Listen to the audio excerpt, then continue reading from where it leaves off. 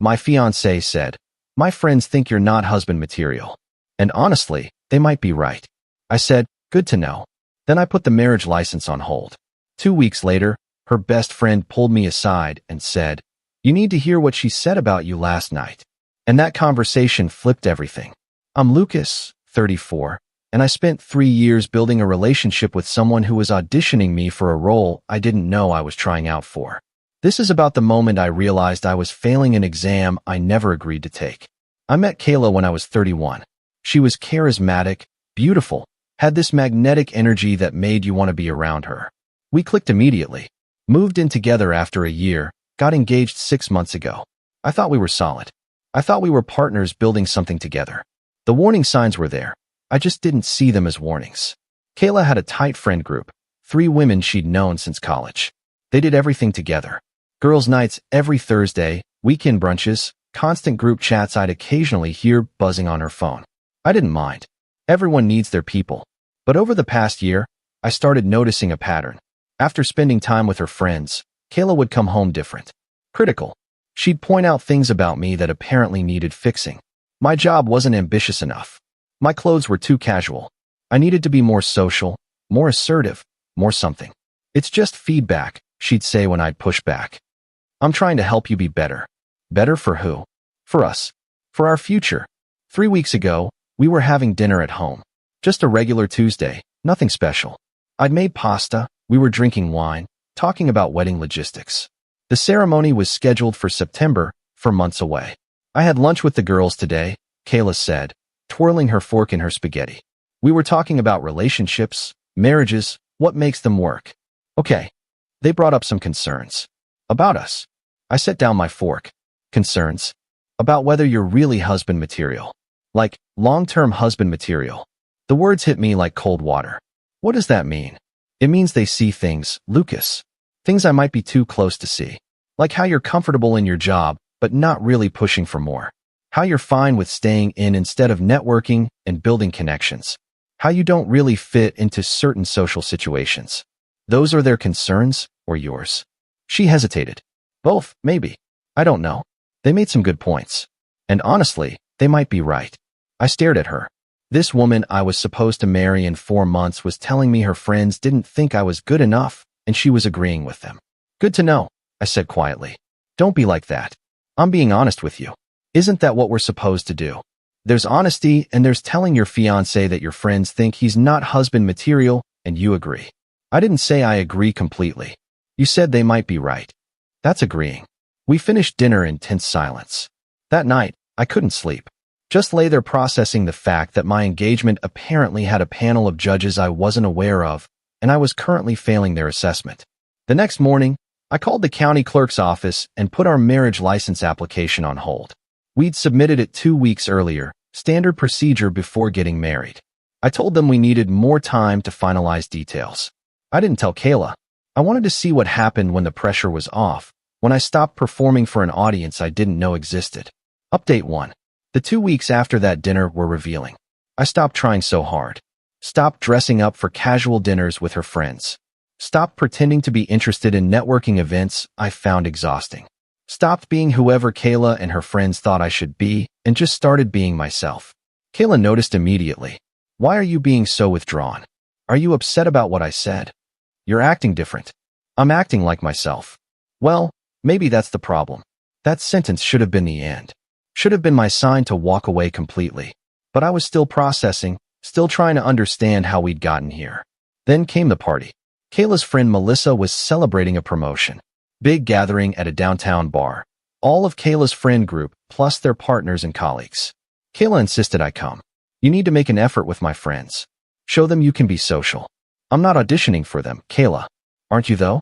They're important to me. Their opinion matters." I went to the party. Stood around making small talk, nursing a beer, watching Kayla work the room like she was campaigning for something. Around 10 p.m., I stepped outside for air. That's when Melissa found me. Kayla's best friend since college, the one who'd planned her bachelorette party, the one whose opinion seemed to carry the most weight in their group. "Lucas, can we talk?" "Sure." She looked uncomfortable, fidgeting with her drink. "I need to tell you something. Something Kayla said last night." My stomach dropped. "Okay. We were at Thursday drinks. The conversation turned to wedding planning, to marriages, to partners. And Kayla started talking about you. What did she say? Melissa took a breath. She said she's not sure she wants to marry you. That she loves you, but she's worried you're not going to be the kind of husband she needs. That you're too content, too comfortable, not ambitious enough. That she's been trying to push you to be better, but you're resistant. She said all this to you guys? To all of us. We were shocked, honestly. Because from what we've seen, you're a good guy. You treat her well. You're stable and kind. But Kayla kept saying those things aren't enough. That she needs someone who's going to be a power couple with her, someone who's going to elevate her socially and professionally. I felt like I'd been punched. Why are you telling me this? Because I've been watching you tonight. And I've been watching Kayla. And I realized something. She's trying to turn you into someone you're not. And honestly, I think the person she wants you to be doesn't actually exist. Or if he does, he's not you. So what? You're giving me permission to leave. I'm telling you that the things we supposedly said about you, that wasn't us. That was her projecting her own doubts onto our friend group. I never said you weren't husband material. None of us did. We were confused when she brought it up because we actually like you. The world tilted. She made it up? Not entirely. She asked leading questions, fished for validation of concerns she already had. When we didn't give it to her, she sort of rephrased our responses in her mind. Turned he seems happy in his job into he's not ambitious. Turned he's more introverted into he doesn't fit socially. She built this narrative where we agreed with her doubts when we never actually did.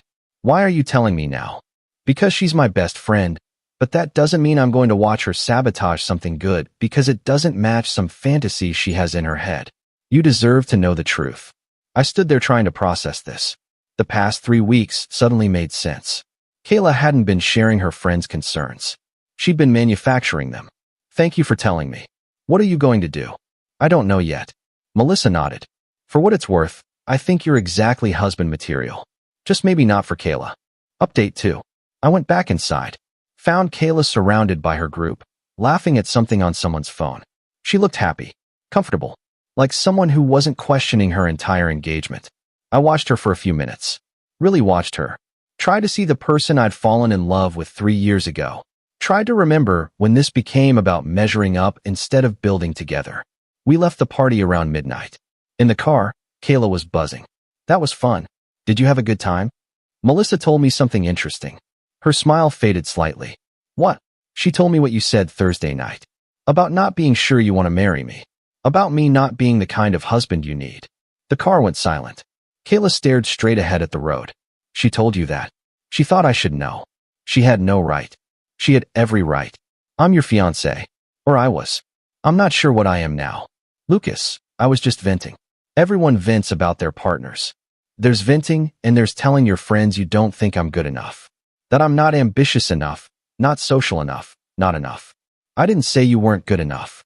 You said I'm not husband material. That's exactly what you said. And then you came home and told me your friends said it, when it was actually you all along. She pulled the car over. We were 3 blocks from our apartment. She turned to face me, and I could see her calculating, trying to figure out how to spin this. I have doubts sometimes.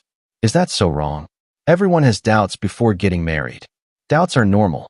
Systematically trying to change your partner into someone else because you're ashamed of who they actually are is not normal. I'm not ashamed of you. You told your friends I'm too comfortable in my job, too content with my life, don't fit socially.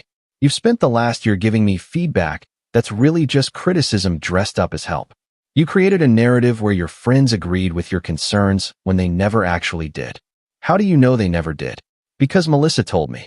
She said you asked leading questions and reframed their responses to validate what you already believed. She said they actually like me, think I'm good for you. Never said I wasn't husband material.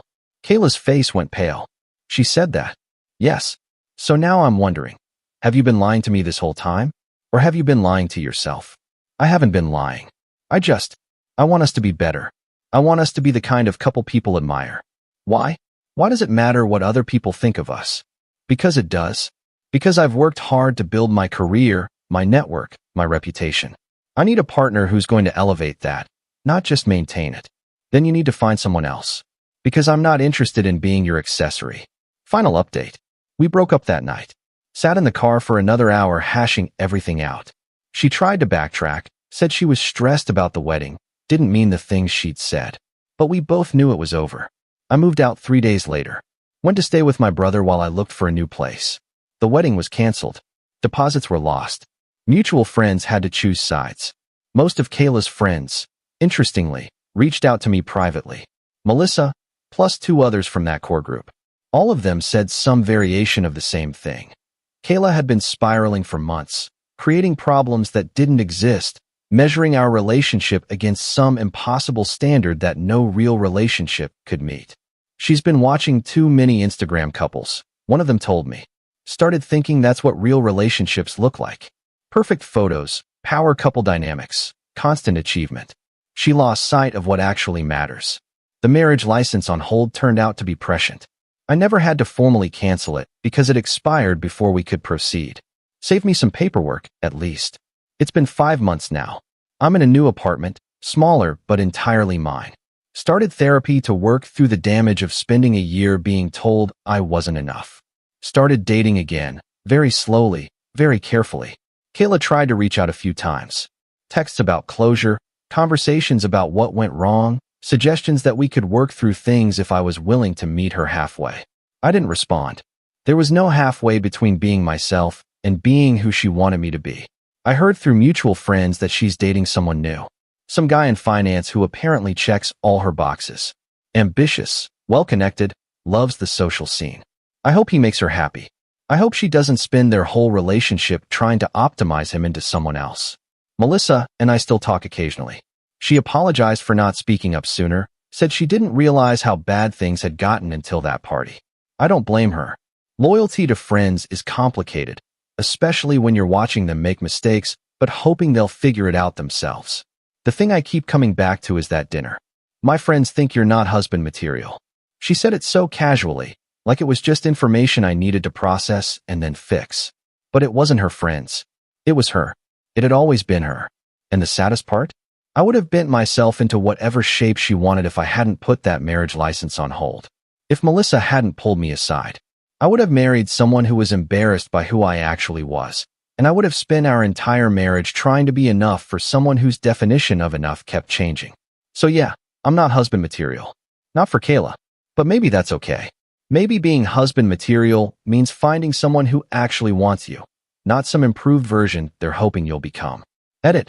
People keep asking if I regret not trying to work things out. Honestly, no.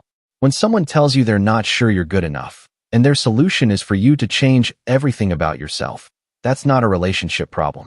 That's a compatibility problem. You can't counsel your way through someone fundamentally wishing you were different. Edit 2. For those wondering, yes, losing deposits sucked. But not as much as spending a lifetime married to someone who saw me as a fixer-upper would have sucked. Money comes back. Years don't.